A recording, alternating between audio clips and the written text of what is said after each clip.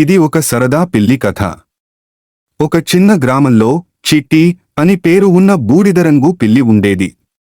చిట్టికి ఆహారం అంటే చాలా ఇష్టం, కానీ ఎలుకలు పట్టడం కంటే పాలు తాగడమే ఎక్కువగా ఇష్టం. ఒకరోజు చిట్టి ఇంటి యజమాని పాల బిందెలో పాలు పోసి బయటపెట్టాడు. చిట్టి మెల్లగా దానివైపు నడుస్తూ, ఈరోజు పాలు అంతా నాదే అనుకుంది. కాని బిందెలో చూసేసరికి అందులో పాలు కాదు, నీళ్లు. అసలు విషయమేంటంటే యజమాని చిట్టి దొంగతనాన్ని అడ్డుకునేందుకు మోసం చేశాడు. చిట్టి నిరాశతో కూర్చుంది.